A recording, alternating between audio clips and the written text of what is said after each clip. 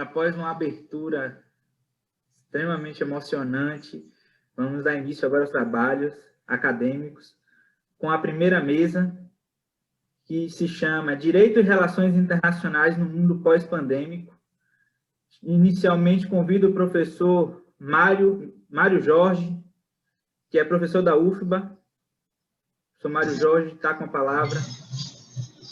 Antes de tudo, quero anunciar os demais participantes da minha mesa. No caso, eu, professor da UFBA, como já fui apresentado, professor de Direito Internacional Público. A minha colega pós-doutoranda, Keila Cristina Farias, vinculada à Universidade Federal do Pará, que está fazendo pós-doutorando conosco. A nossa assessora da Oficina de Relações Internacionais, Luciana Fontes, que vai nos falar mais adiante sobre a nossa nova experiência na UFBA do NAMIR.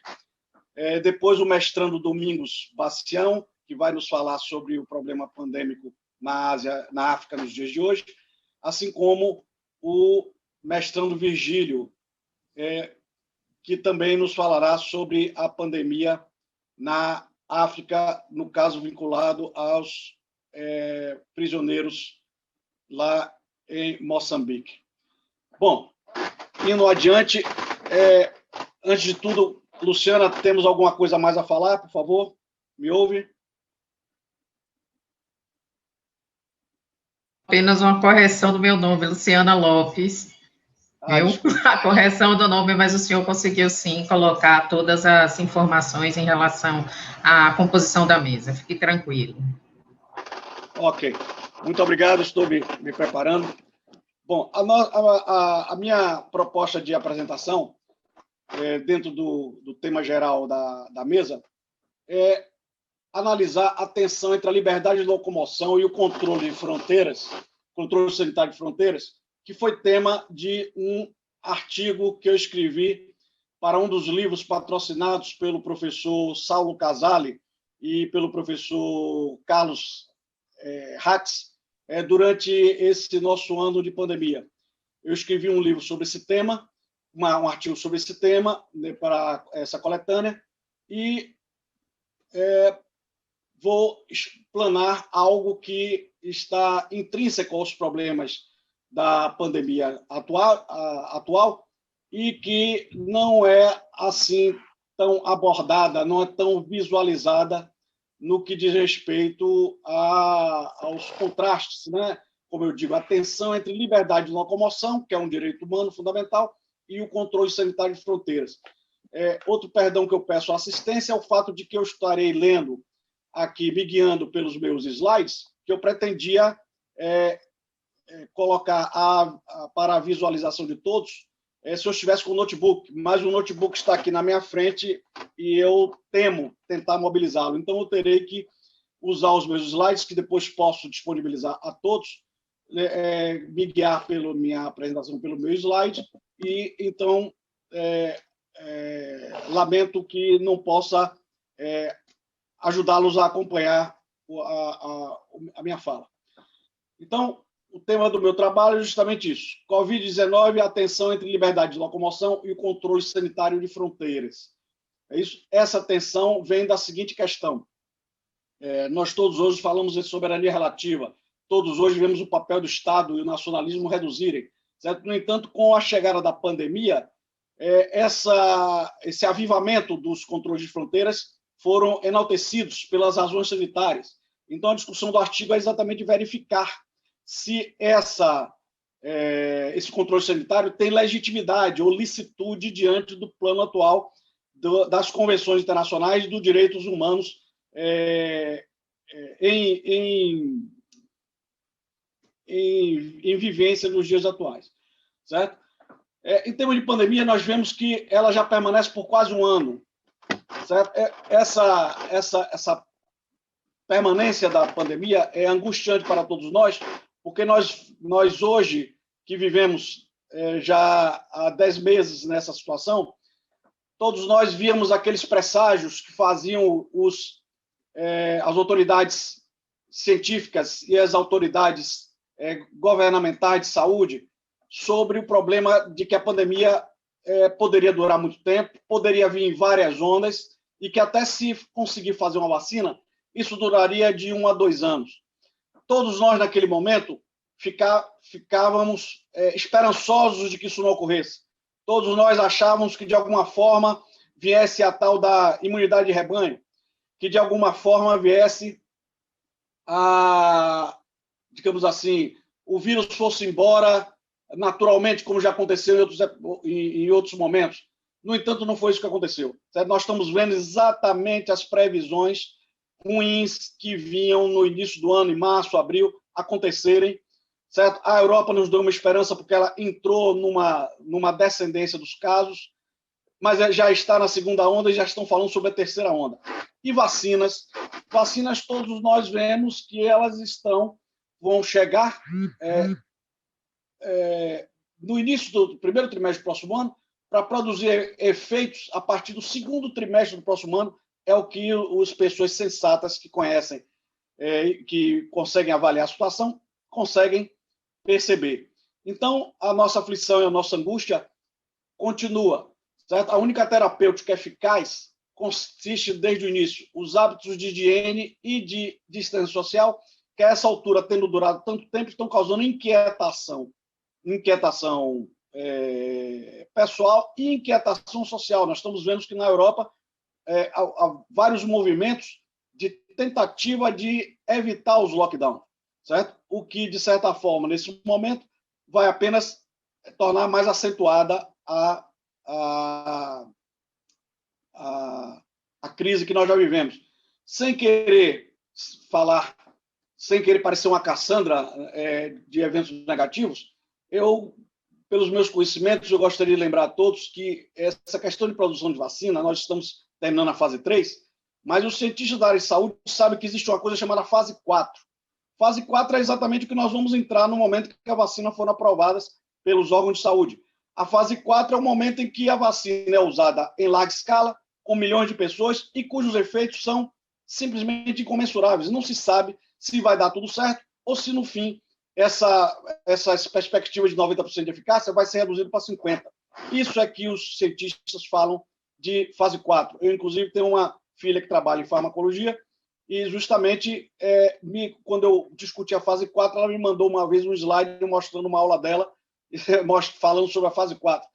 A fase 4 é algo, por exemplo, não existe mais para a vacina Sabin, porque a vacina Sabin ela já viveu a fase 4 na década de 60. Quando ela fez todas as fases, foi aplicada nas primeiras levas, quando, então, houve um excelente resultado. Então, essa fase 4 para ela não existe mais.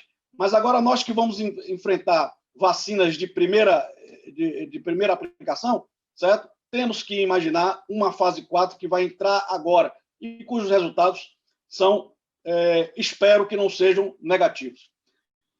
Como saldo da pandemia, nós temos o quê? Os países desenvolvidos muito atingidos, os países emergentes também, certo? Países emergentes, Brasil, Índia, Rússia, África do Sul. Os países desenvolvidos, não gostamos nem de lembrar do que está acontecendo nos Estados Unidos, né, onde a primeira onda mal acabou, já começou a segunda, certo? Talvez o principal produtor de ondas lá, que é o Donald Trump, esteja saindo de cena nesse momento. Isso ajude aquele país a controlar as coisas por lá. Mas há questões que, na verdade, nós teremos que esperar algum tempo, digamos assim, uns 5 anos, para observar. Por exemplo, a África. A África, eu já vi um artigo recente que dizia o seguinte: o paradoxo da África. Ou seja, esperava-se que a coisa explodisse por lá e isso não está acontecendo. Certo? Existem especulações a respeito disso. Uma delas é que, na verdade, não há amostragem de testes suficientes. Outra é que, em verdade, não há as populações de lá, por viverem em carências de higiene, carências de saúde maior, estariam melhor imunizadas. Isso é o tipo da investigação que só se vai concluir daqui a 5 ou 10 anos. A Ásia também está enfrentando ondas aparentemente menores, mas a Ásia, os notícias que nós temos são de países bastante rígidos em controle populacional, como é o caso da Coreia e do Japão. Ou seja, a coisa cresce por lá, mas ele controla. Ainda essa semana, quem assiste televisão ainda deve ter visto que a China fez uma mobilização de centenas de pessoas dentro do aeroporto de Xangai, simplesmente porque um pequeno grupo de bagageiros apresentou a Covid. Eles, então, mobilizaram centenas de pessoas para fazer testes em todos os trabalhadores no aeroporto de Xangai. Então, isso é o que a Ásia faz, que faz com que a pandemia esteja mais controlada lá. Nós, aqui no Ocidente, continuaremos na nossa penitência. É bom lembrar também que essa pandemia, em verdade, ela está concorrendo com outras, mas que não tem o mesmo digamos assim, a mesma mídia, mas são pandemias significativas. Sarampo, ebola, dengue. Sarampo e ebola são, inclusive, mais mortais do que o Covid. Mas acontece que o Covid ela se espalha com muita facilidade. Certo? A letalidade dela é pequena, mas a capacidade dela de alcançar grandes contingentes humanos é grande. Então, torna a capacidade de produzir mortes quantitativamente grande. O que sabemos até agora também é que a desigualdade social afeta a índice de contaminação e letalidade em razão da qualidade de saúde existente. Ou seja, aqui no Brasil nós sabemos que as populações carentes estão sofrendo, estão sendo mais acentuadas, estão sendo mais a pandemia tem sido mais letal para elas do que para as classes bem aquinhoadas. Entendeu? Essa é uma questão que vai ser analisada também 5, 10 anos depois, certo? Quais são as mudanças que podemos esperar dessa pandemia? Primeiro, uma potencial descontinuidade de comportamentos. Eu, quando estudei administração, havia administração, eu digo, no mestrado, havia uma palavra-chave que chamava descontinuidade. Essa palavra descontinuidade significa algum evento social, econômico ou até catastrófico que cria uma determinada rompimento numa continuidade histórica de um determinado povo, certo? Então, considera-se, por exemplo, que a peste negra que assolou a Europa nos primeiros anos do primeiro milênio, nos primeiros séculos do primeiro milênio, ela causou uma grande diferenciação com relação ao que a Europa era e o que veio a ser depois. É provável que essa pandemia venha a causar uma descontinuidade no que existe no mundo, pelo menos no mundo ocidental, certo? Onde, por exemplo, o aperto de mão é o cumprimento afetuoso e comum, e que talvez deixe de existir. Eu estou dando apenas um exemplo simples. Né? Eu, pessoalmente, acho muito mais elegante a forma como os asiáticos se cumprimentam através de curvaturas de costas com as mãos juntas, certo? Mas aqui no Ocidente, o que está consagrado é o aperto de mão. Isso talvez venha a existir, assim como outros tantos hábitos que são nossos, que nós nem percebemos e que têm que ser mudados. Com relação à mudança, nós estamos vendo o Fórum Econômico, vai haver um Fórum Econômico em maio de 2021, onde estão falando num grande recomeço, caminho conjunto de recuperação. Em inglês estão chamando de reset, ou seja, reativar a economia mundial. Na verdade, nós aqui no Ocidente, como países emergentes, países colonizados, sabemos que o que haverá em fóruns como esse é a criação de um reset, uma reativação das economias centrais. E nós seremos convidados a acompanhar essa recuperação de acordo com as diretrizes que eles traçarem, sejam bom ou ruim para nós. Mas, de qualquer forma, nós nos sentimos entrosados no mundo ocidental. O BRICS fez uma reunião recente onde se pediu reformas na OMC, se pediu reforma na ONU sob o Conselho de Segurança, tudo muito, digamos assim, difuso, tudo muito inicial, tudo apenas explanativo. O G20 também fez uma reunião, fez um apelo para a defesa conjunta contra o Covid, para que as vacinas sejam países provas. Tudo isso está um tanto,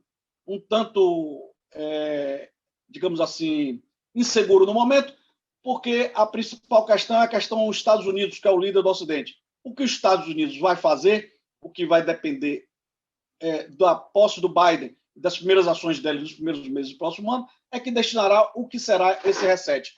Por enquanto, que nós temos o quê? Fechamento de fronteiras opera contra a globalização e o globalismo.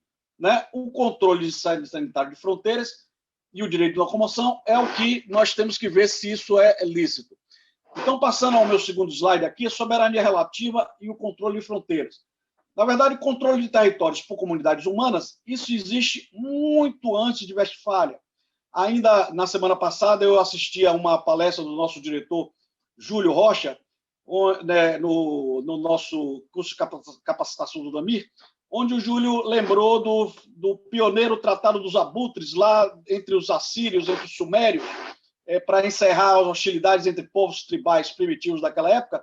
O Tratado dos Abutres previa uma paz, mas entre os dispositivos dizia o seguinte, que um dos povos litigantes que fazia paz naquele momento não podia, em hipótese nenhuma, ultrapassar a fronteira do outro. Ou seja, nenhum indivíduo poderia ultrapassar a fronteira do outro. Eram os termos daquele acordo.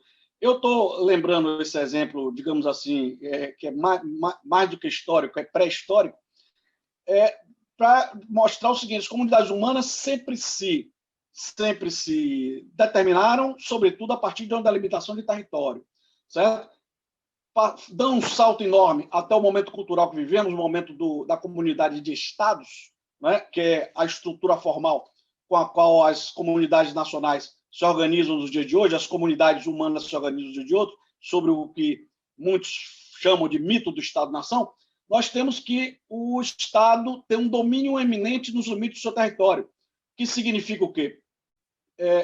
Prevalência das disposições do Estado, representante da nação, representante da coletividade, para com outras estipulações privadas, certo? Ou seja, o Estado tem poderes exclusivos jurisdicionais e tributários sobre o território, certo? Então, dentro daquele território, como nós bem sabemos, qualquer estudante de graduação iniciante de direito sabe disso, dentro daquele território vale a jurisdição do Estado, entre eles o controle de fronteiras.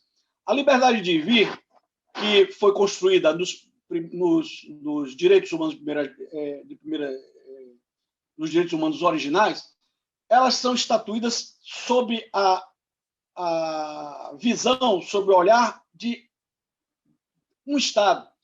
Ou seja, a liberdade de vir, que é, digamos assim, garantida por um dos instrumentos originais do sistema de direitos humanos, no caso o habeas corpus, ela diz respeito ao poder de dentro de um Estado. Não havia uma noção de humanidade, embora a declaração original seja bastante ambiciosa, a declaração dos direitos do homem e do cidadão, certo? Aparentando dizer que está se pensando em todos os humanos do mundo. Na verdade, naquele momento não se olhava isso. O que temos é que o direito de liberdade de ir e vir, ele é um direito de primeira geração, ou seja, ele observa, ele está em contraponto ao indivíduo, pondo em contraponto o indivíduo contra o Estado, evitar que o arbítrio interno venha a constranger o indivíduo e tirar a sua liberdade essencial, certo? Essa questão da liberdade de locomoção para o globo como um todo, ela não está alcançada ainda, certo? Ela nem sabemos se ela um dia conseguirá chegar a esse ponto. Nós temos hoje como convenções que falam de liberdade de locomoção. A Declaração Universal dos Direitos Humanos, que, digamos assim, orienta, que é o ponto de convergência e justificativa da ONU, no artigo 13, ela diz claramente que todo cidadão tem liberdade de circular dentro das fronteiras do Estado, de sair e regressar. É interessante que ela não dá o direito de entrada em outro território, certo? É a questão importante dos dias de hoje, onde nós vemos os anseios das comunidades humanas, pelo menos os ocidentais, em garantir um direito de migrar, certo? Seria uma extensão, uma interpretação extensiva do que está no artigo 13 da ONU, que não, na sua literalidade, não fala nessa direito de transpor fronteiras para um Estado do qual não seja nacional. A Declaração Americana de Direitos e Deveres do Homem, na OEA, artigo 8º, também se mantém dentro das fronteiras de um Estado. no artigo 8, ela estende apenas a questão da residência, mas vale também para os continentes americanos, e não tem muitas inovações, apenas pequena diferença de redação para com a Declaração de Direitos Humanos da ONU. A União Europeia trouxe uma maior amplitude desse direito de locomoção quando o Tratado de Maastricht criou a ideia de cidadania europeia, ou seja, a possibilidade dos europeus circularem entre os territórios nacionais, e que vinha consagrar o Acordo Schengen de 85, que já permitia essa circulação. Ou seja, o Acordo Schengen veio a ser absorvido no Tratado de Maastricht com a ideia de cidadania europeia, então cria essa noção de liberdade de circulação de territórios nacionais, que é uma inovação para com o conceito historicamente, pré-historicamente construído pela humanidade de circulação entre territórios. Certo? É bom lembrar, esse tipo de exemplo talvez tivesse pouco significado se fosse ocorrendo em outra região do mundo, mas acontece que ele ocorreu no centro dos acontecimentos, exatamente na Europa, que todos nós sabemos, todo o que se chama de direito internacional, relações internacionais, se desdobra a partir do eurocentrismo. Não é isso? Ou seja, a visão do mundo a partir do que aconteceu na Europa. Certo? Controle de fronteiras dos Estados nacionais, isso sempre foi uma reserva de competência conhecida. Controle rígido sobre os nacionais também sempre foi legitimado. Nós temos países como Cuba e Coreia do Norte que controlam a entrada e saída de seus próprios nacionais e a entrada dos estrangeiros, digamos assim, até com uma certa burla ao que está na Declaração Universal de Direitos Humanos da ONU, porque a Declaração Universal de Direitos Humanos ela diz que o cidadão tem direito a circular dentro do território e entrar e regressar a ele. Certo? No momento que é um controle muito rígido da saída dessas pessoas ou do regresso, nós temos um controle que talvez afete os direitos humanos. Certo? Mas, em verdade, esses países sempre foram tolerados. A China também faz um controle mais rígido do que o que nós temos aqui no Ocidente. Em seguida, falamos ao nosso terceiro slide, onde falamos sobre a globalização, a integração e o globalismo. 3 movimentos que vieram a ter efeitos nas fronteiras. A globalização vem da década de 80, certo? Que parte da circulação global de capitais e informações. Certo?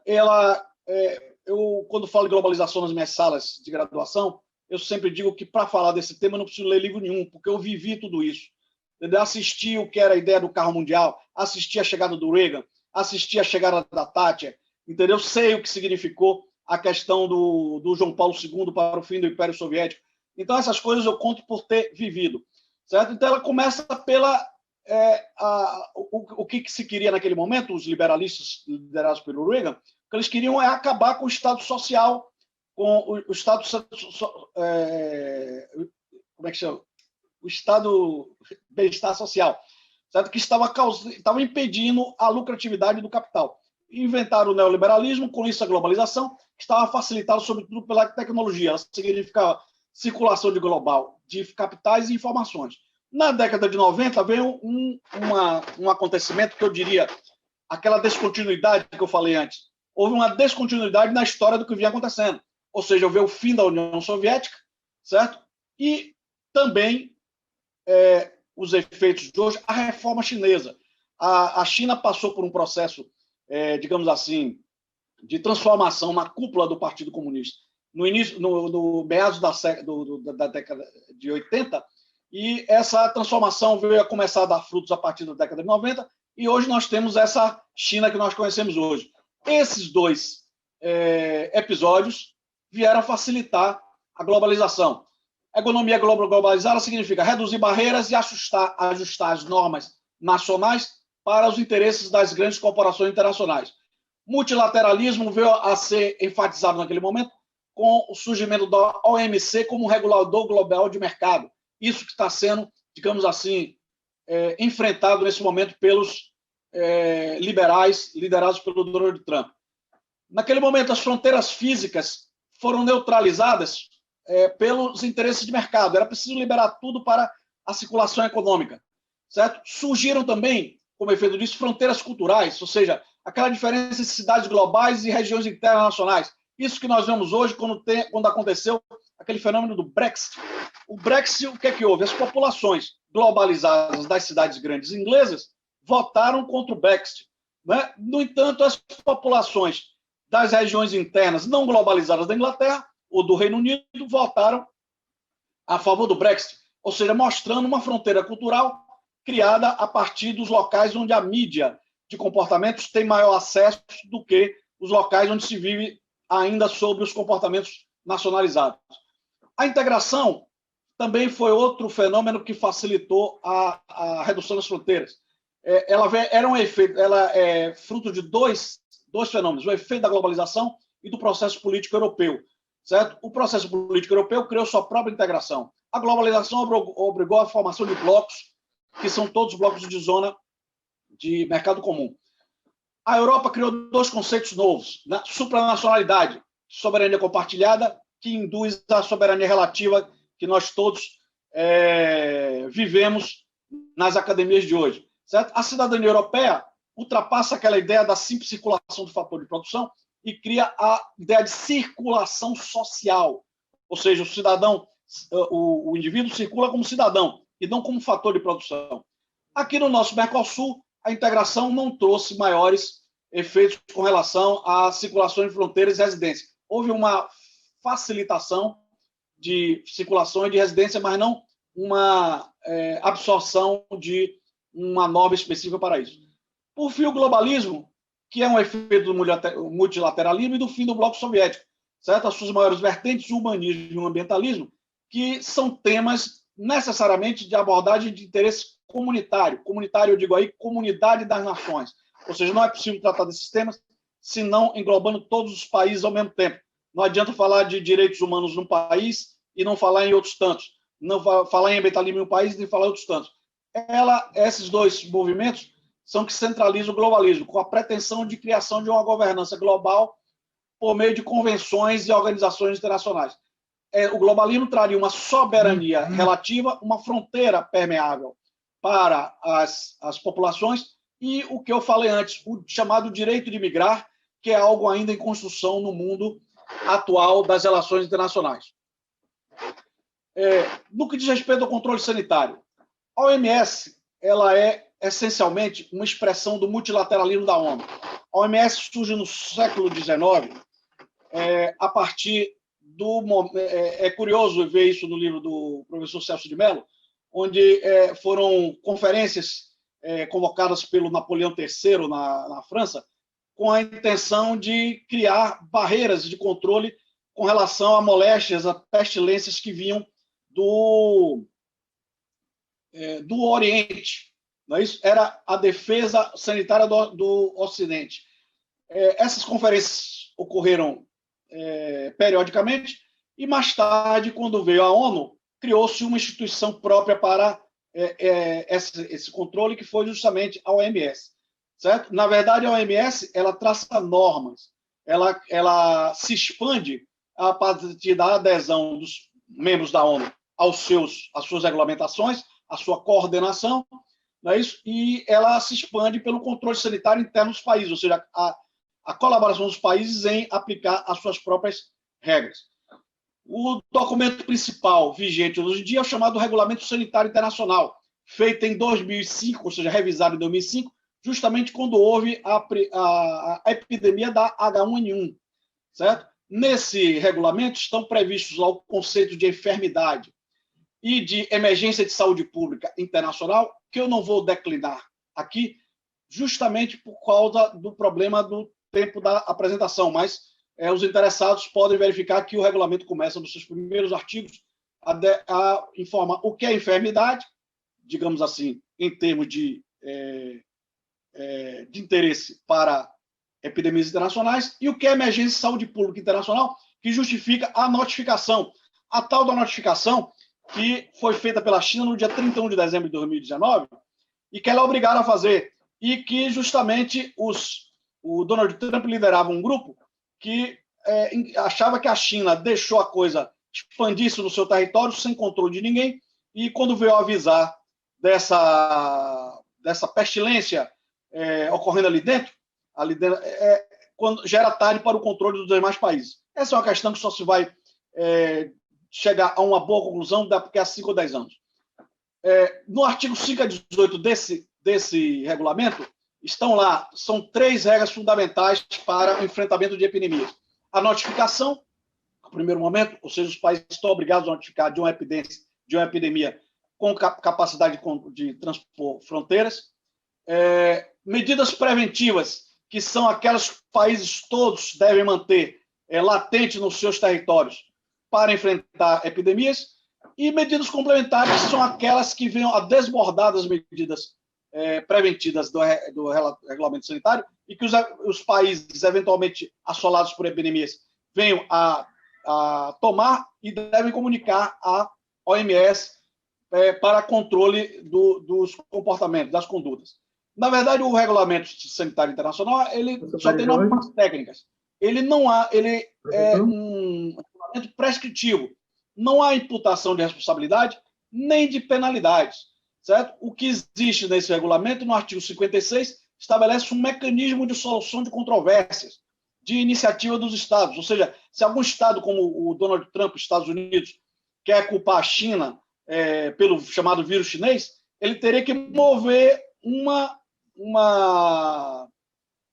arbitragem internacional nesse sentido, certo? E daí chegar a uma conclusão, ou seja, um processo delongado que, nesse momento, não é possível de produzir resultados com relação à pandemia atual, que precisa de providências emergenciais. O que é de curioso com relação ao controle sanitário é que existe já uma intervenção do Conselho de Segurança da ONU em 2014. Todos nós sabemos que a ONU tem normas que são compulsórias e normas programáticas, certo? Uma norma programática, para se tornar compulsória, tem que haver a unanimidade do Conselho de Segurança. Ou seja, unanimidade não. A aprovação pelo controle de segurança sem nenhum dos vetos dos 5 países privilegiados.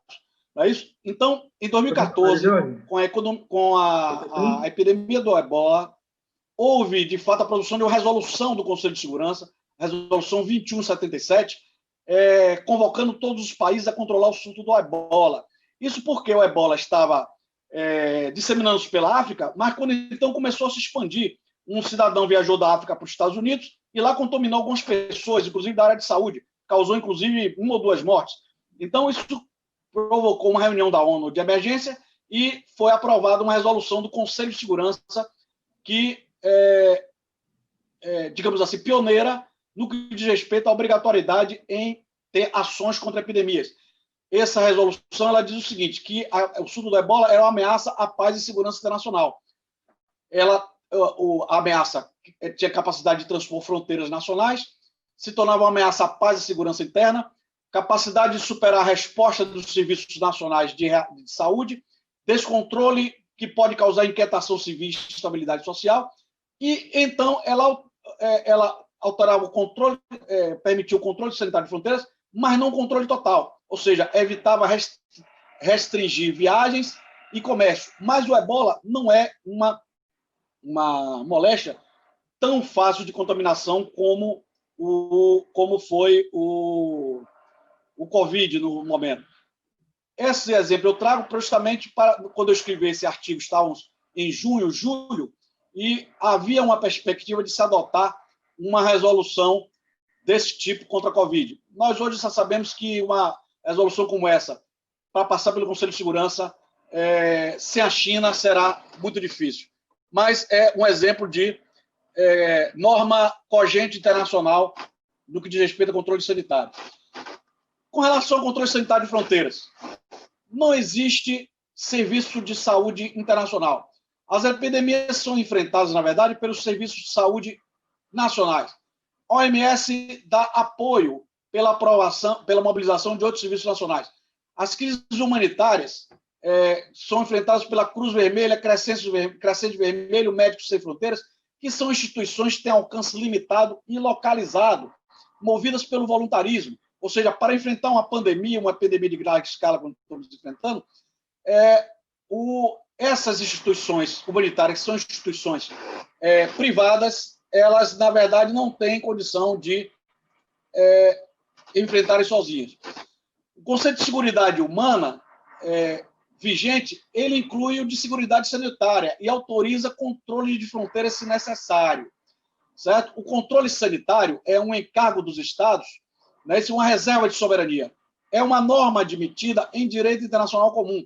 Eu estou aqui enfatizando aquilo que eu chamei no primeiro slide. Ou seja, em verdade, controle de fronteiras continua como, sobretudo controle sanitário, continua como um procedimento legítimo para os Estados nacionais. Certo? O Tratado da União Europeia, certo? Que é a região onde tem a maior liberdade de circulação de fronteiras, ele justamente diz que há uma tensão do artigo 2º, ele fala justamente, é dever do Estado garantir a segurança no território nacional e a responsabilidade por garantir as normas europeias. É aquela questão dos conflitos entre normas nacionais e normas europeias, que não raro leva a disputas no Tribunal de Justiça Europeu.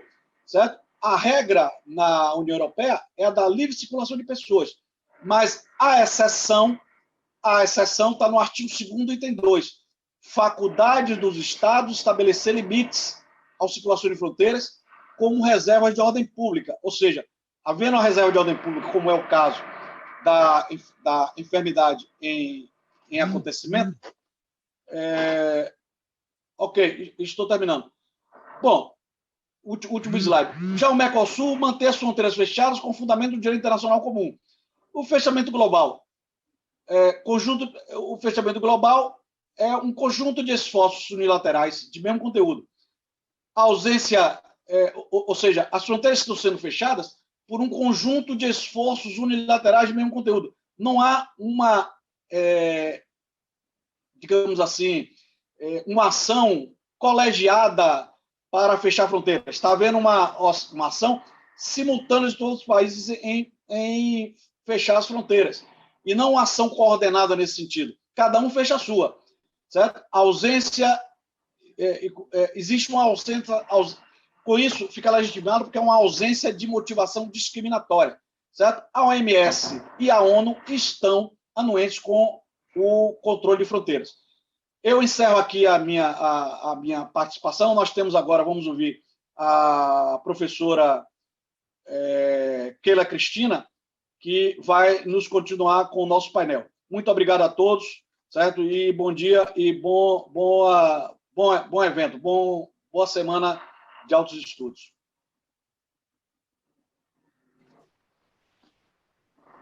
Bom dia a todos e todas presentes. Aproveitando a oportunidade para parabenizar todos os envolvidos no evento, em especial a professora Maria Minaim, que é a homenageada, e fico bastante lisonjeada de participar desse evento enquanto pós-doutoranda do programa de pós-graduação em Direito da Universidade Federal da Bahia.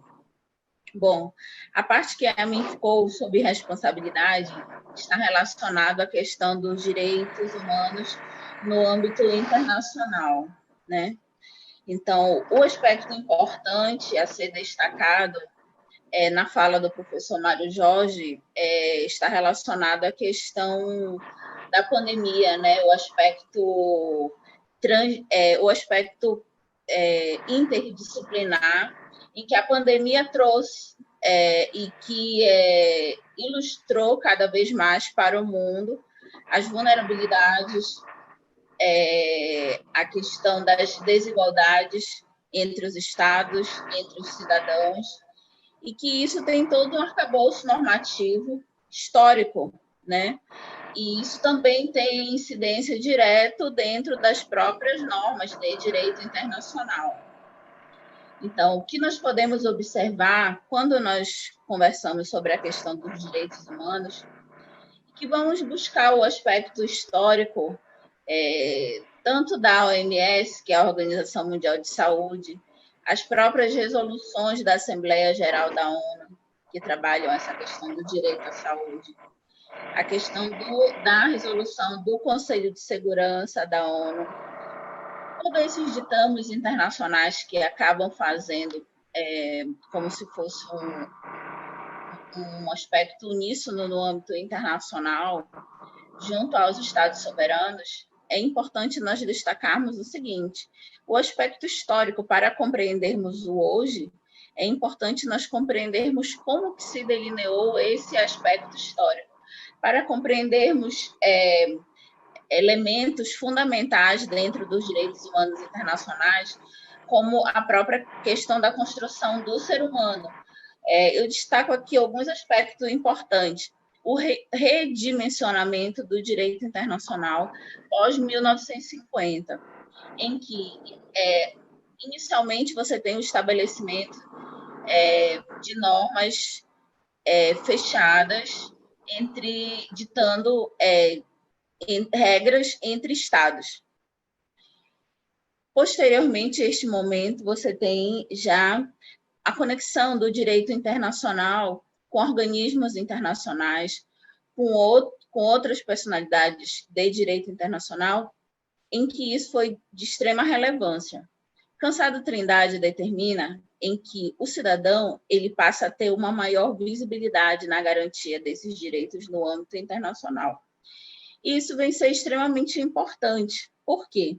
Porque você tem a incidência direta dentro de um novo sistema, como a questão do sistema soft law, que veio ampliar esse direito, que veio dar uma nova roupagem à questão do direito internacional, exatamente visando ampliar esses direitos humanos internacionais.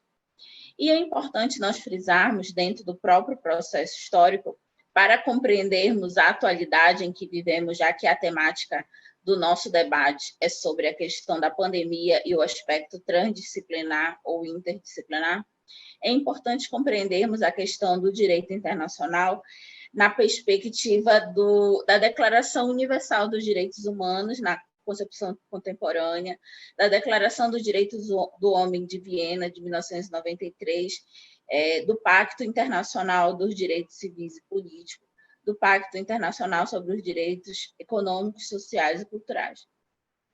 Esses pactos eles tiveram bastante relevância para a consolidação dos direitos humanos no âmbito internacional. Por quê? Porque eles acabaram tendo uma grande permeabilidade nos diversos sistemas de proteção de direitos humanos internacionais, seja no sistema americano, seja no sistema europeu, seja no sistema africano. E isso é de grande relevância, porque a própria Carta da ONU, o Estatuto da Corte Internacional de Justiça, estabelece em seus preâmbulos e na própria construção desses ditames normativos internacionais, em que a segurança jurídica ela é basilar no âmbito internacional, na garantia desses direitos.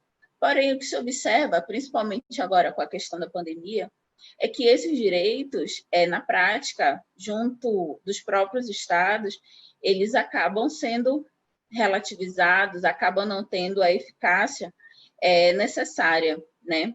E também deixa claro para, enfim, pesquisadores e todos os operadores do direito a necessidade de nós compreendermos que o direito internacional ele tem capilaridade em inúmeros ramos da ciência e que dentro da pesquisa isso tem se tornado cada vez mais forte, né? Eu destaquei aqui alguns doutrinadores dentro de outros, vamos dizer, ramos, né, do direito internacional que eles se relacionam com a questão do direito internacional, como Peter Habili, como Canutinho, como Ferraioli, como o professor Marcelo Neves, que trabalha a questão do transconstitucionalismo, em que eles têm diretamente essa questão, essa relação com o direito internacional. Por quê? Porque quando nós observamos a incorporação dos tratados internacionais de direitos humanos no ordenamento jurídico interno, nós temos a elevação dessas normas de direito internacional a emendas constitucionais, né? Então, a incorporação desses tratados internacionais de direitos humanos no ordenamento jurídico interno tem todo um arcabouço, tem todo um ditame normativo de direito constitucional. Então, isso só coroa o que nós conversamos, em que o direito internacional ele não caminha sozinho, né?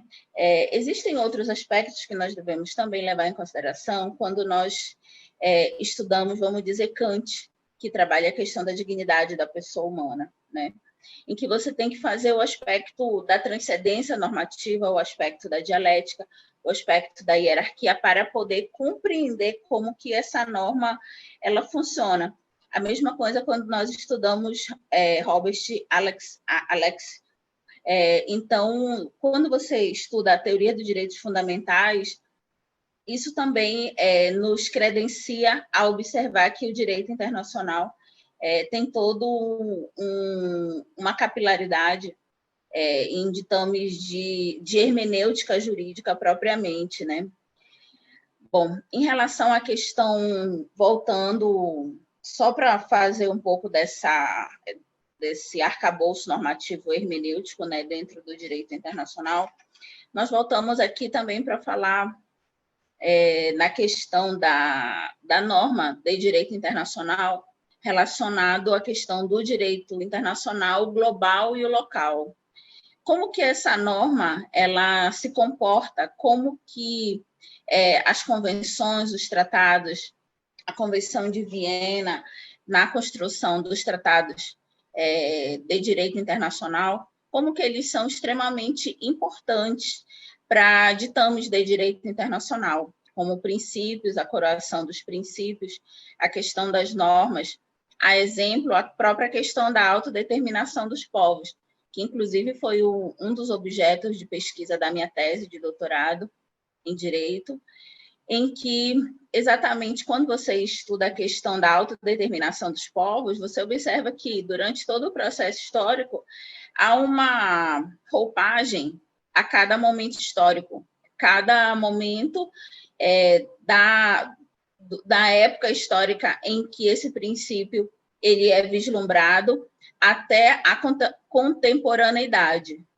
E esse aspecto acaba sendo bastante importante, porque, inicialmente, algo, vamos dizer, nesse princípio, que era um princípio utilizado como emancipação de povos, depois, já na contemporaneidade, ele já tem uma visibilidade, uma permeabilidade da própria questão do indivíduo sendo tutelado, do indivíduo sendo o indivíduo a representar, tutelar aquele direito no âmbito internacional, como se esse direito, que inicialmente era centrado na figura do Estado, ele fosse deslocado para o indivíduo. Isso é extremamente válido, extremamente importante no âmbito internacional. Existem doutrinadores que escrevem maciçamente sobre isso, sobre esse aspecto normativo, como o professor Cansado Trindade, a quem eu tive a oportunidade de ter bastante contato na Universidade Federal de Minas Gerais, com um trabalho bastante sério na Corte Internacional de Justiça. Então, esse aspecto do direito internacional relacionado à questão da cidadania e a própria soberania também, que uma das suas obras relacionada à questão do acesso à justiça no âmbito internacional, em que ele determina lá dentro dos ditames normativos em que ele elenca na sua obra, que a soberania ela pode ser flexibilizada, né? Ocorre quando há a questão da violação dos direitos humanos internacionais. Então, esse aspecto relacionado à questão da segurança jurídica, relacionado à questão da soberania, relacionado à ampliação desses direitos preceituados no Pacto Internacional dos Direitos Civis e Políticos, no Pacto Internacional dos Direitos Econômicos, Sociais e Culturais, tem bastante relevância na contemporaneidade, na observância do direito à saúde, não apenas por organismos internacionais, como a Organização Mundial da Saúde, que muito observada, né, em tempos de crise, da pandemia, como que as suas diretrizes, os seus ditames normativos, eles acabam sendo evidenciados para o mundo, principalmente em relação à questão dos Estados soberanos. Então, a importância dessa fala e a importância das considerações do professor Mário em relação à questão das resoluções do Conselho de Segurança da ONU é de extrema importância, porque tornam normas imperativas, que são as normas dos COJANs, e que também tem todo um arcabouço dentro do direito internacional, e que acaba, assim, tendo um efeito vinculativo junto aos Estados.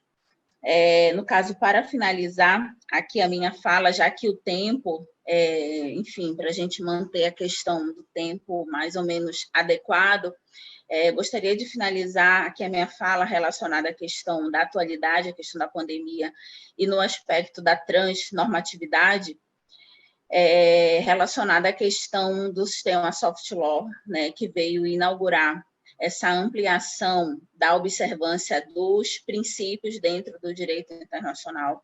Isso é de extrema importância, por quê?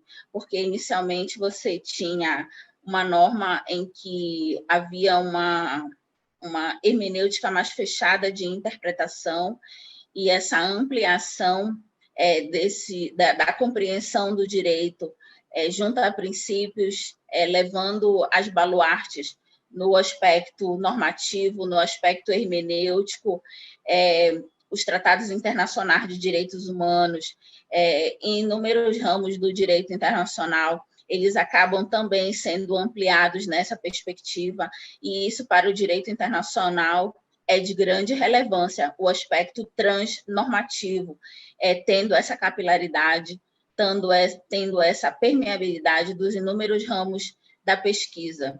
Então, para a pandemia e para os Estados soberanos, essas considerações de direito internacional, a garantia desses princípios basilares dentro dos Estados soberanos é de grande relevância. Deixo aqui consignado a questão que a Organização Mundial de Saúde é um elemento bastante importante, como um eixo da própria ONU, junto também a Corte Internacional de Justiça, que tem desenvolvido um trabalho bastante importante junto aos elementos contenciosos, né, dos Estados soberanos, e os Estados também têm acolhido essas premissas do cidadão estando no centro da tutela desse direito, como nós observamos dentro dos próprios sistemas de proteção de direitos humanos internacionais, como a Corte Interamericana, como a Comissão Interamericana de Direitos Humanos. E isso, para o ordenamento jurídico interno, é de grande relevância, e isso só vem coroar, isso também veio ao encontro da nossa própria Constituição Federativa do Brasil. É isso que eu tenho para falar. Muito obrigada a todos. Bom dia.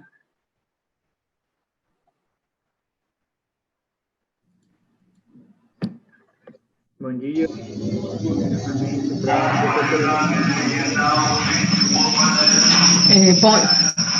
Bom dia a todos. Gostaria de saudar a mesa, e saudações acadêmicas a todos e todas, saudar aqui o professor Ricardo Maurício, e agradecer pelo convite e permitir a participação da Oficina de Relações Internacionais nesta Semana de Altos Estudos Jurídicos.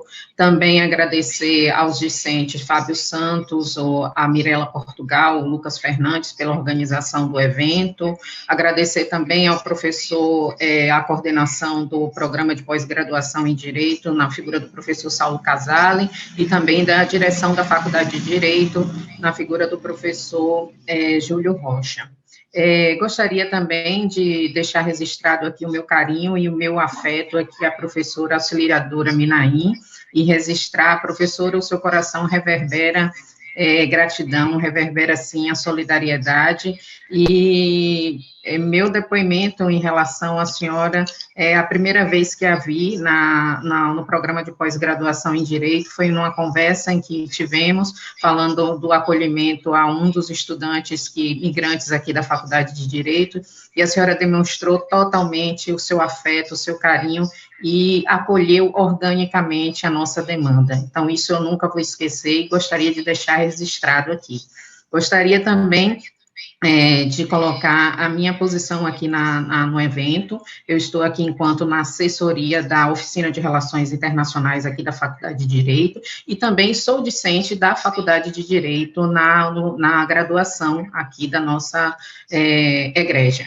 Então, sem muita delongas, eu vou iniciar minha fala, que perpassa muito pela experiência prática da Oficina de Relações Internacionais e as novas ações dela no contexto da pandemia de Covid-2019 e as ações concretas da Faculdade de Direito junto com a universidade, nesse acolhimento humanitário aos estudantes, migrantes e também à população migrante e refugiada. Assim, atualmente, vivemos uma relação de trânsitos e movências culturais e econômicas, dentre outras, viabilizada por um intenso processo de internacionalização das interações sociais.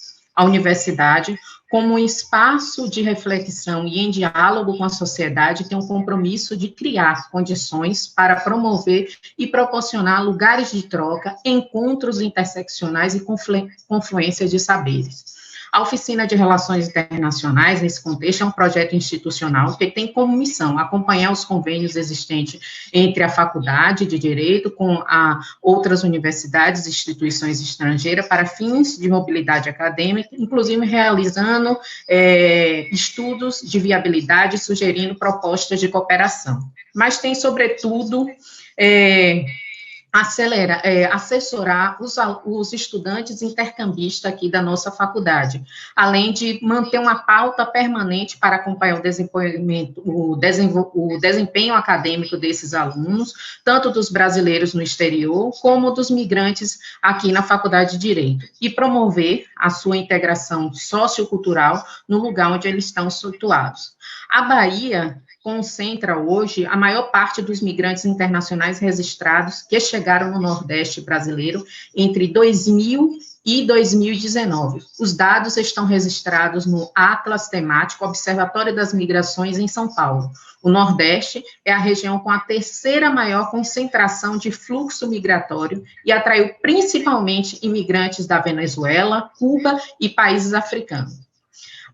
As novas configurações do fenômeno migratório têm exigido uma intervenção social intensiva para que sejam cumpridas as condições humanitárias e de acolhimento digno. É preciso, portanto, que a universidade, diante dessa realidade, valer seu papel de difusora dos direitos humanos e de políticas públicas, promovendo, assim, a inserção social da população migrante e refugiada vindo à Bahia. Diante da nossa vivência e experiência junto aos estudantes migrantes da Faculdade de Direito, neste ano de 2020, a Oficina de Relações Internacionais passou a integrar o projeto de extensão permanente da Universidade Federal da Bahia, o Núcleo de Apoio a Migrantes e Refugiados na MIUFBA. Nós, hoje, a Faculdade de Direito, estamos integrada à Comissão de Direitos Humanos, juntamente com a Faculdade de Filosofia e Ciências Humanas da Universidade Federal da Bahia. O NAMI, hoje, é um projeto interdisciplinar e interdepartamental da universidade que abriga inúmeros pesquisadores através de suas comissões de direitos humanos, trabalho, saúde e educação, e tem como objetivo promover o acolhimento humanitário, oferecendo atendimento na área de educação, saúde e direitos humanos, visando atender e fomentar e executar políticas públicas de assistência ao migrante e refugiado que tem a Bahia como destino. Nesse espírito que a Comissão de Direitos Humanos e a Oficina de Relações Internacionais, nós, no mês de outubro, fizemos uma ação efetiva no sentido de sensibilizar a comunidade acadêmica daqui da Universidade Federal da Bahia, uma vez que notamos que esse tema migração não é muito discutido e não temos aqui na Bahia uma política efetiva em relação à assistência ao migrante e refugiados. Nós, através das pesquisas, entendemos a Bahia como a assistência a migrantes e refugiados vem muito do apoio da sociedade civil em relação a isso. Mas existe, sim, e deve, entender, ter esse aparato das instituições públicas nesse sentido.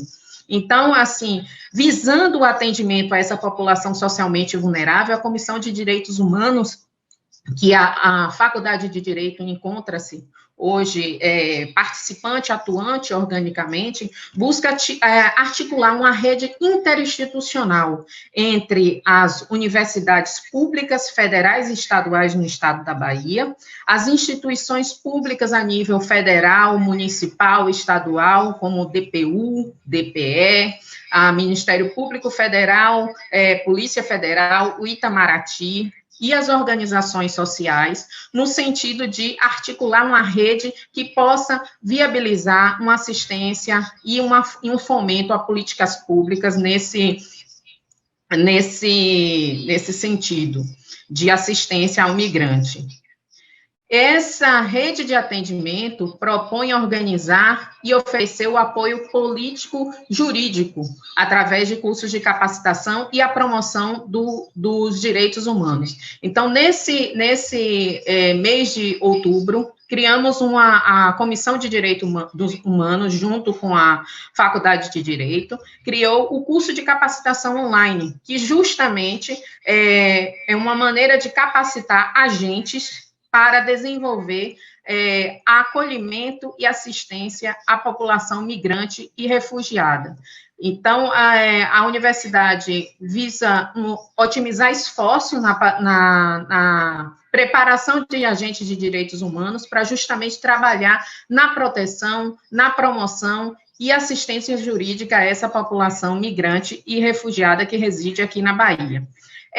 Outra importante ação da Comissão de Direitos Humanos também diz respeito à questão de ser um polo de pesquisa, um campo de pesquisa, um campo de formação, que busca ações concretas através da extensão, no âmbito da criação de tecnologia e inovação, promovendo o intercâmbio, a reelaboração e a produção do conhecimento.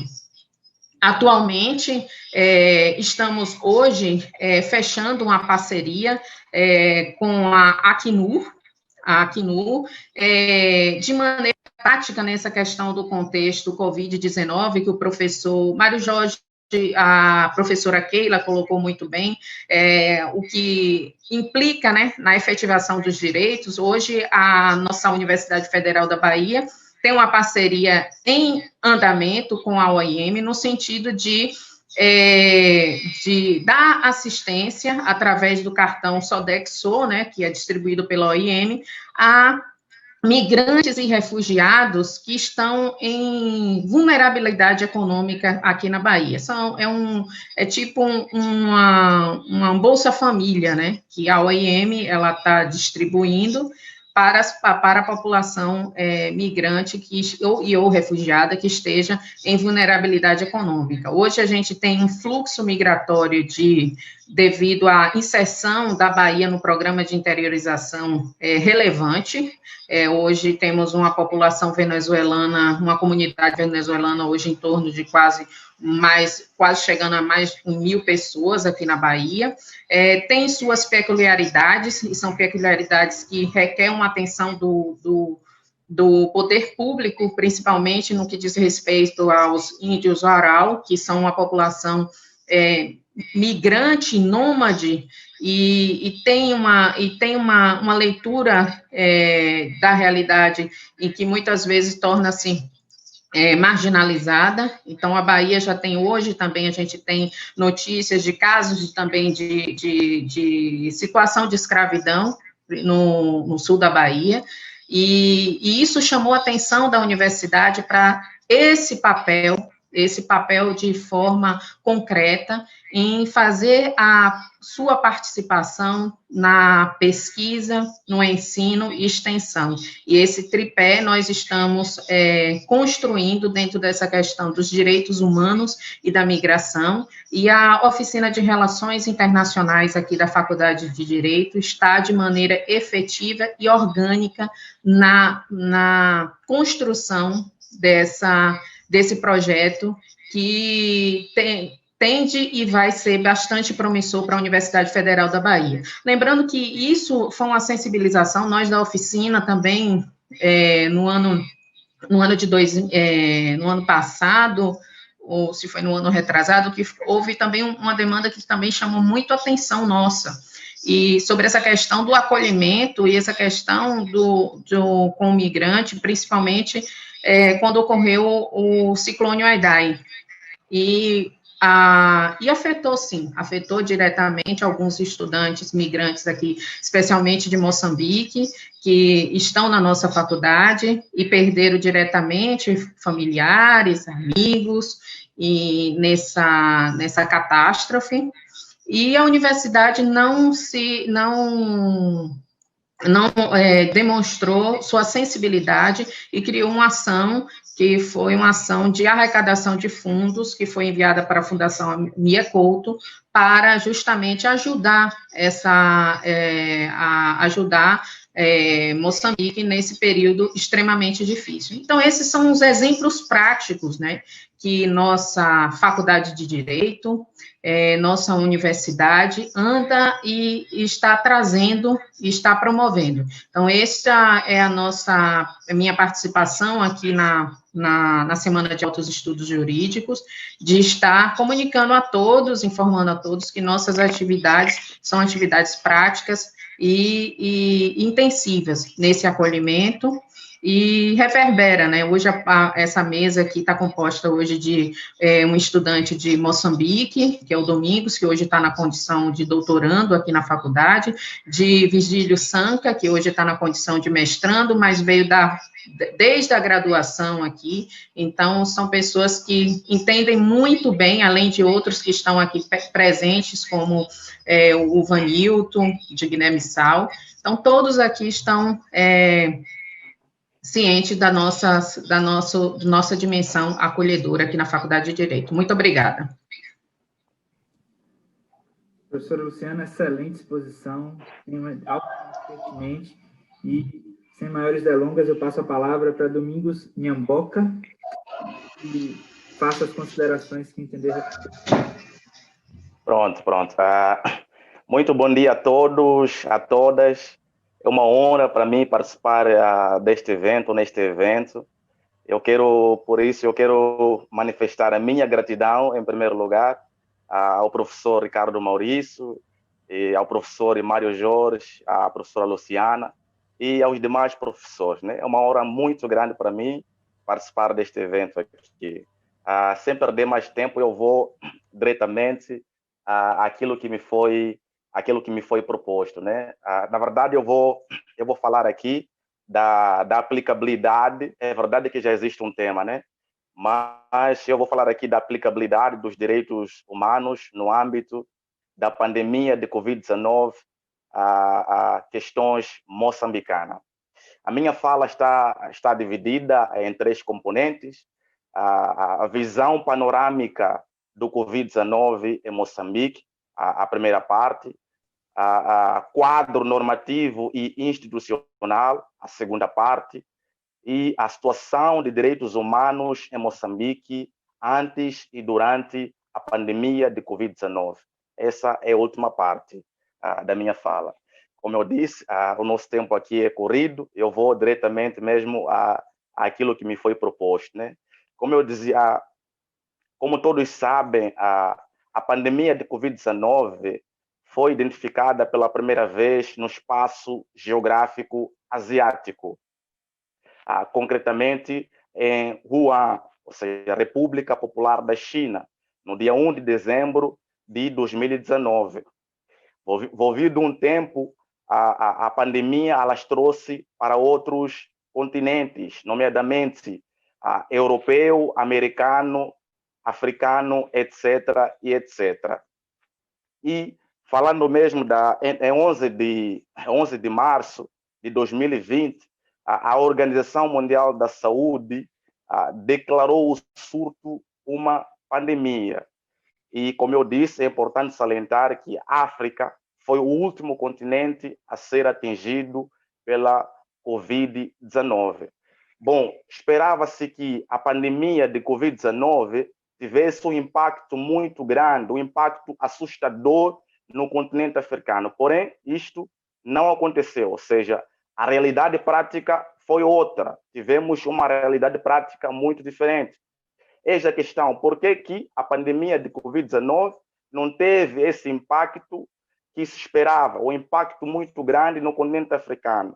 Pois bem, enquanto o vírus, enquanto a Covid-19 pairava no espaço geográfico asiático, enquanto o vírus pairava no espaço geográfico americano, europeu e outros espaços, o continente africano tomava medidas muito duras, medidas muito rígidas, no sentido de poder conter a pandemia de Covid-19. Então, foi isso que aconteceu, ou seja, essas medidas fizeram com que este vírus não tivesse um impacto muito grande no continente africano. Por isso que, na verdade, foi exatamente isso que aconteceu. Os líderes africanos, os governantes africanos, foram muito sábios, foram muito proativos no sentido de tomar medidas para poder conter, medidas muito rígidas para poder conter o vírus de Covid-19. Pois bem, o vírus de Covid-19 adentrou no solo, ou seja, adentrou o primeiro caso no solo moçambicano da pandemia de Covid-19 foi registrado no dia 22 de março do ano em curso, ou seja, quando um turista voltava do Reino Unido e foi diagnosticado com o vírus. Volvido um tempo, o vírus, ou seja, a pandemia de Covid-19 alastrou-se no território moçambicano, ou seja, o número de pessoas infectadas aumentava sobremaneira em Moçambique. Fato que levou o presidente da República, o senhor Filipe Nyusi, a decretar o estado de emergência no dia 1 de abril do corrente ano. E no dia 29 de abril, o presidente da República prorrogou o estado de emergência por mais 30 dias. Por quê? Porque o vírus a pandemia de Covid-19 aumentava sobremaneira em Moçambique. Por isso que o mesmo presidente prorrogou o estado de emergência no sentido de poder conter o vírus. E no dia 29 de maio, o mesmo presidente da República voltou a prorrogar o estado de emergência por mais 30 dias. Por quê? Porque a doença, o vírus, tinha tendência de se alastrar por outras partes, outras províncias de Moçambique. E no dia 28 de junho, o presidente da República voltou mais uma vez a decretar o estado de emergência. Portanto, foram por ali 4 vezes decretados o estado de emergência em Moçambique, no sentido de poder conter a pandemia.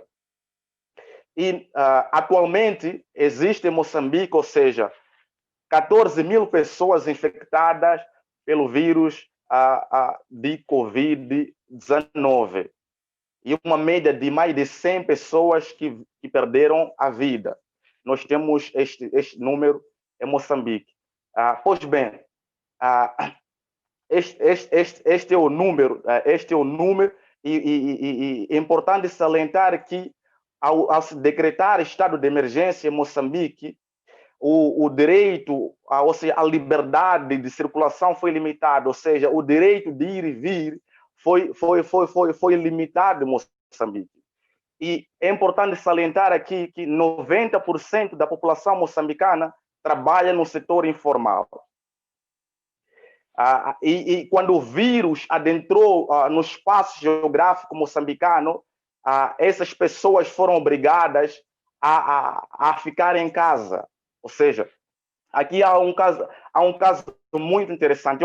Permitam-me aqui fazer um paralelo com o Estado brasileiro, com o Brasil. O Brasil também é um país que registra um número muito grande de pessoas que trabalham no setor informal. E quando o vírus adentrou no espaço brasileiro, o governo federal obrigou que as pessoas ficassem em casa, obrigou as pessoas a ficarem em casa. E ao obrigar as pessoas a ficar em casa, o governo federal liberou, ou seja, liberou o auxílio emergencial a essas pessoas. Algo diferente aconteceu em Moçambique. Mesmo o governo, mesmo sabendo que 90% da população moçambicana trabalha no setor informal, não concedeu auxílio a essas pessoas. Simplesmente obrigou essas pessoas a ficarem em casa, sem conceder o auxílio, uma vez que 90% dessa população trabalha no setor informal. Então, nós aqui temos um problema muito grande.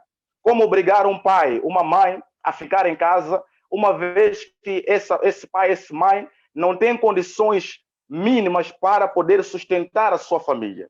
Se esse pai, se essa mãe não morre de Covid-19, vai morrer de fome. Por quê? Porque não tem condições para se sustentar ou sustentar a sua família. Então, esse é o dilema que nós encaramos no espaço geográfico moçambicano, né? Algo bem diferente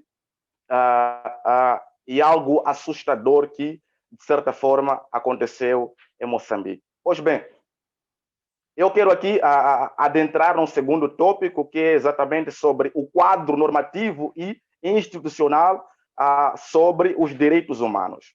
Nós, em Moçambique, falando de quadro normativo, nós temos a Constituição da República de Moçambique, aprovada pela Assembleia da República no dia 16 de novembro de 2004. Em seguida, nós temos a Carta Africana dos Direitos Humanos e dos Povos, na qual Moçambique é parte, que entrou em vigor no dia 21 de outubro de 1986. Mais adiante, nós temos também a Declaração Universal dos Direitos Humanos, na qual também Moçambique é parte. Essa declaração que foi aprovada no dia 10 de dezembro de 1948. Em seguida, nós temos o Pacto Internacional dos Direitos Civis e Políticos de 1966. E, para finalizar, nós temos a Convenção Internacional sobre Direitos da Criança, que entrou em vigor no dia 2 de setembro de 1990, na qual Moçambique também é parte. Pois bem, nós temos o quadro institucional. Nós, em Moçambique, temos a Comissão Nacional dos Direitos Humanos, que tem a missão de promover e proteger os direitos humanos. Em seguida, nós encontramos a figura, ou seja, a Comissão dos Direitos Humanos junto ao Ministério da Justiça. Também temos a Comissão dos Direitos Humanos junto à Procuradoria-Geral da República. Temos a Comissão dos Direitos Humanos junto à Ordem dos Advogados de Moçambique. E, para finalizar, nós temos a figura do provedor de justiça. Pois bem, como vocês podem perceber, em Moçambique nós temos um quadro normativo e institucional robusto para promover e proteger os direitos humanos. Mas acontece algo diferente, ou seja, existe um abismo entre a previsão normativa e a realidade prática. Uma coisa é a gente ter o quadro normativo, o quadro institucional. Outras coisas são as realidades práticas. Ou seja, existe falta de vontade para a efetivação dos direitos humanos em Moçambique. E, no terceiro ponto, vão perceber do que eu estou aqui a falar. Eu já aqui, porque o meu tempo é muito curto, e não quero me alongar muito, eu quero aqui já adentrar na terceira parte da minha fala, ou seja, sobre a situação dos direitos humanos em Moçambique antes e durante a pandemia de Covid-19. Pois bem, Moçambique é o país mais pobre do mundo. Ou seja, o país, ou seja, tem a mais baixa taxa de saneamento ao nível da SADC. O saneamento básico em Moçambique cobre 48,5% da população. Ou seja, é a mais baixa da região. Nas zonas rurais de Moçambique, apenas 12% das famílias têm acesso ao saneamento seguro. 12% das famílias nas zonas rurais têm acesso ao saneamento seguro. 9 milhões de moçambicanos praticam fecalismo a céu aberto. 46% da população moçambicana não tem acesso à água potável, ou seja, uma média de 12 milhões e 960 mil pessoas não têm acesso à água potável. E 52% das escolas do país não têm a cobertura básica dos serviços de saneamento. 2.500 crianças morrem a cada ano em Moçambique, porque não existem condições mínimas para poder salvaguardar a vida dessas crianças. E eu quero aqui falar do sistema prisional de Moçambique. Nós enfrentamos um problema muito grande no sistema prisional moçambicano. Ou seja, os presos não estão sendo tratados como pessoas detentoras de direito. Nós encaramos o problema da superlotação ou sobrelotação em Moçambique. Nós encaramos o problema, ou seja, a prisão preventiva tem um prazo muito longo, ou seja, os presos estão a cumprir a prisão preventiva além daquilo que foi estabelecido. Nós encontramos presos menores na mesma instalação com os presos maiores. Nós encontramos presos julgados, presos condenados na mesma sala, no mesmo presídio com os presos que estão à espera, estão aguardando julgamento. Nós encontramos problema da má higiene, problema da falta de alimentação ou alimentação inadequada. Portanto, há uma série de violação dos direitos humanos em Moçambique. Eu falo isso com muita dor, porque como disseram, eu sou moçambicano, falo isso com muita dor. E, portanto, quando o vírus, quando a pandemia de Covid-19 adentrou no espaço geográfico moçambicano, encontrou essa situação já uma situação lastimável dos direitos humanos. Ou seja, o impacto foi muito maior. O impacto foi maior no sentido de porque os direitos humanos antes da pandemia já não eram, ou seja, já não eram efetivados, já não eram respeitados, não obstante da gente ter esse quadro normativo e institucional. Mas os direitos humanos não eram, de certa forma, efetivados, não eram respeitados, e o vírus teve esse impacto que teve em Moçambique. Não obstante de não ter aquele impacto que todos esperavam, né? Um impacto muito grande, muito assustador, mas, de certa forma, fez muitas vítimas a pandemia de Covid-19. Como eu disse, uma média de 14 mil pessoas foram infectadas e mais ou menos mais de 100 pessoas que que perderam a vida em Moçambique. Eu quero finalizar aqui dizendo o seguinte, que essa é a situação dos direitos humanos que nós encontramos em Moçambique. Nós temos um quadro muito grande, um quadro normativo muito belíssimo, nós temos normas formidáveis, a Constituição, a nossa Constituição é uma Constituição belíssima, mas essas normas não estão sendo postas em práticas. O que adianta a gente ter normas belíssimas, uma Constituição muito, muito, muito boa, e fazermos parte dos mais belíssimos tratados internacionais que versam sobre direitos humanos, se não colocamos em prática ou se não efetivamos esses direitos. Tendo dito isso, meu muito obrigado mais uma vez pela atenção que me foi concedida. excelente exposição, sem nenhuma dúvida, trouxe elementos extremamente importantes para conseguirmos refletir as realidades, as várias realidades que existem no mundo. Agora eu convido Virgílio Sanca para fazer as considerações que entender pertinentes. Virgílio, você está por aí?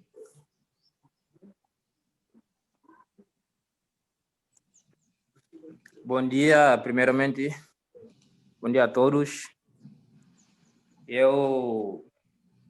Estão me ouvindo? Ouço bem. Certo. Em primeiro lugar, eu agradeço meus professores, meus colegas de faculdade, né? E a comissão organizadora, e também gostei muito da linda homenagem da professora, né, Minaí. Então, vamos direto ao ponto. Eu vou falar sobre alguns direitos fundamentais violados na Guiné-Bissau e aqui também no Brasil. Entretanto, depois disso, vou falar também sobre questão de fraude, sobre compras de aparelhos durante esse estado de emergência que a gente está enfrentando, que é a pandemia. Então, na Guiné-Bissau, o que eu pude ver, mais por questão da distância e tal, foram violados os direitos da primeira geração, que são direitos da liberdade, que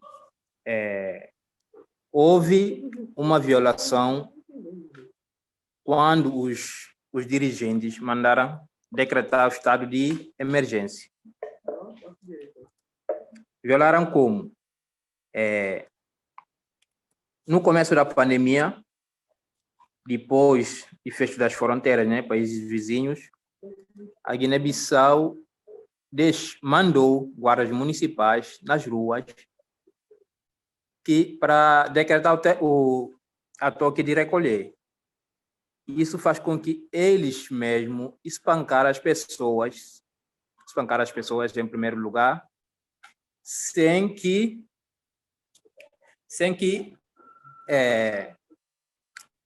poderem exercer os seus direitos, né, de liberdade de expressão, porque Guiné-Bissau é um país que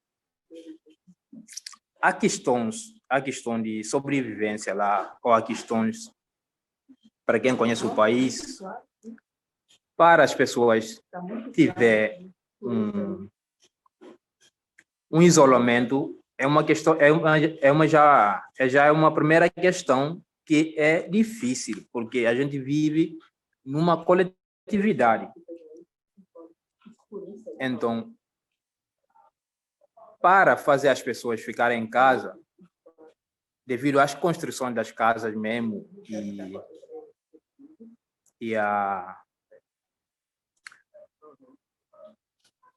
para viver o confinamento, questão de índice da pobreza do país, já é uma questão alarmante. Então, esse espancamento, ele viola os direitos fundamentais da Constituição da Guiné-Bissau, e tanto se espelhamos também na Constituição brasileira.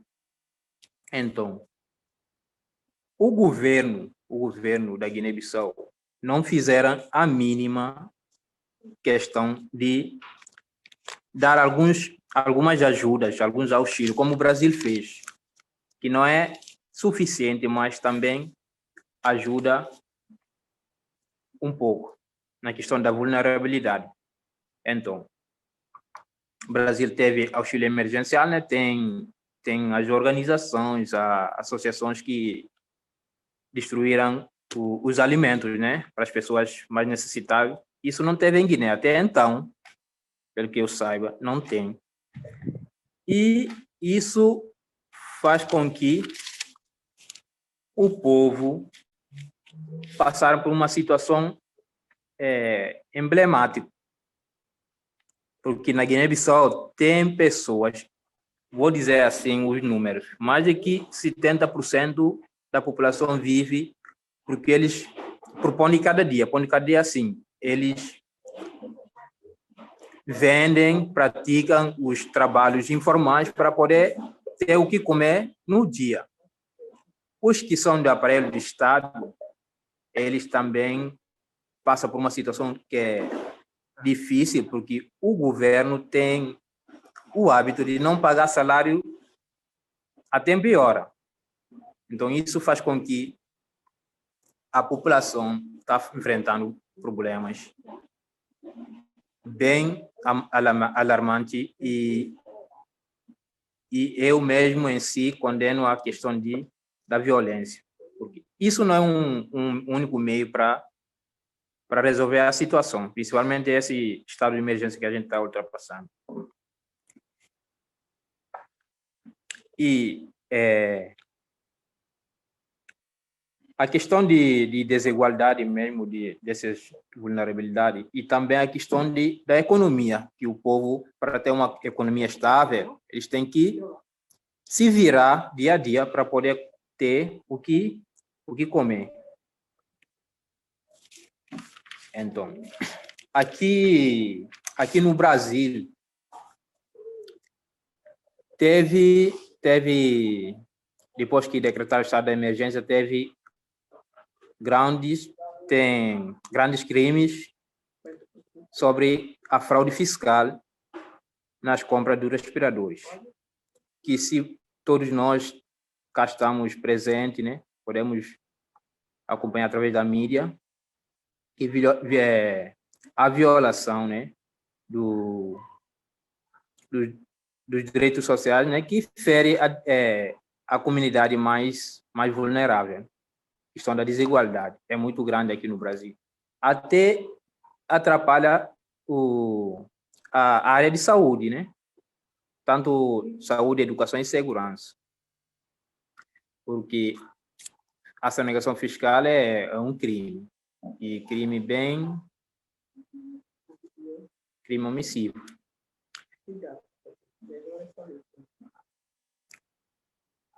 E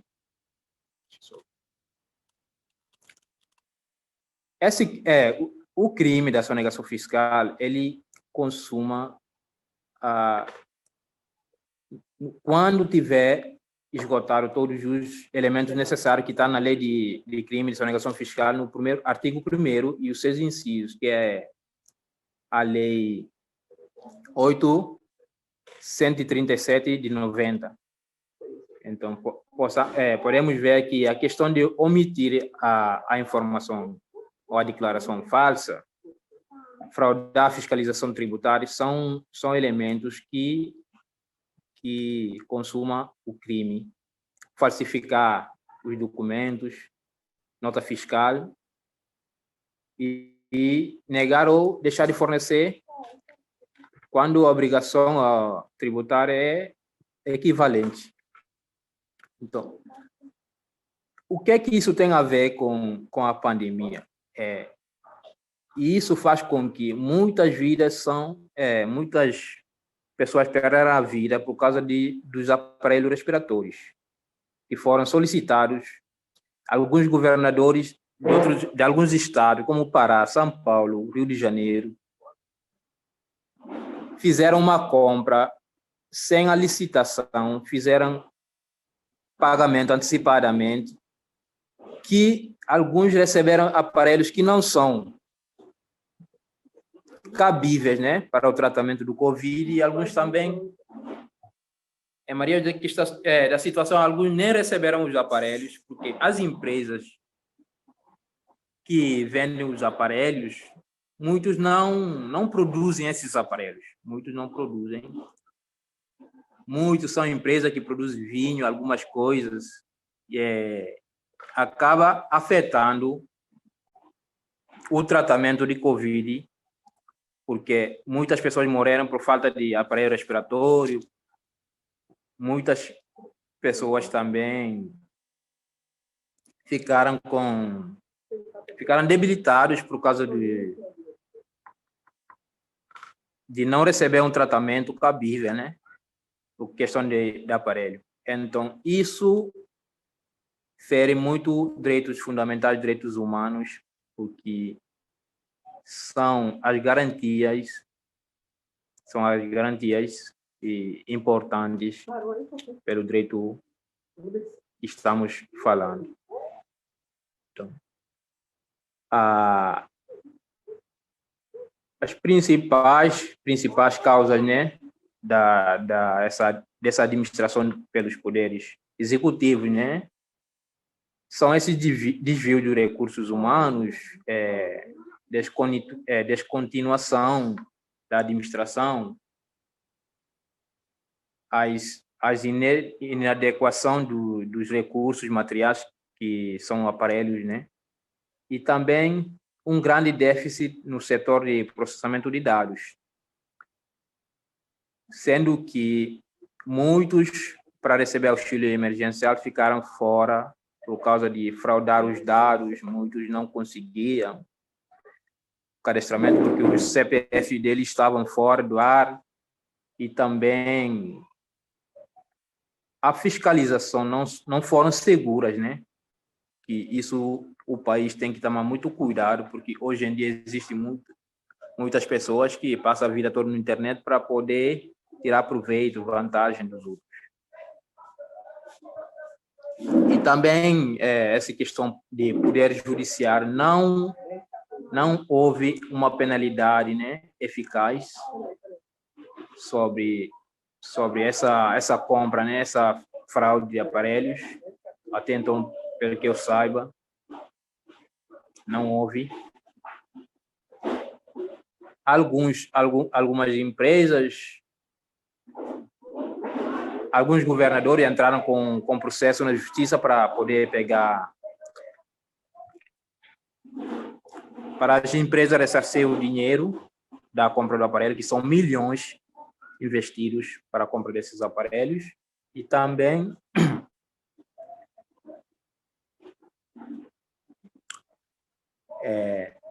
a questão sociocultural.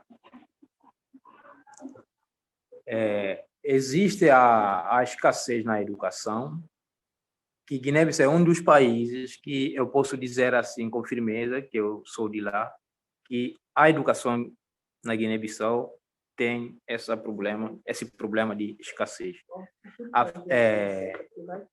Não há vontade política de melhorar. Isso no senso comum mesmo dos guineenses. Assim, os políticos colocam o país numa fragilidade que o país passa a depender muito da ajuda externa. Passa a depender muito. Inclusive, o Brasil é um país que ajuda muito a Guiné-Bissau, entre os outros, né? E isso só acaba acarretando a questão de pobreza do país. Também não houve questão de culturais, não houve a transparência aqui no Brasil para a aplicação desses produtos. Teve muitos governadores, né, que cometeram a corrupção para compras desses aparelhos,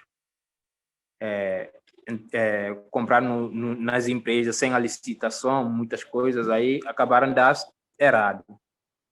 Não dá. Isso é deslealidade, né? Que acaba concorrendo com a questão de sonegação. Mas o descumprimento leal, então, acaba dando passe para crime de sonegação fiscal.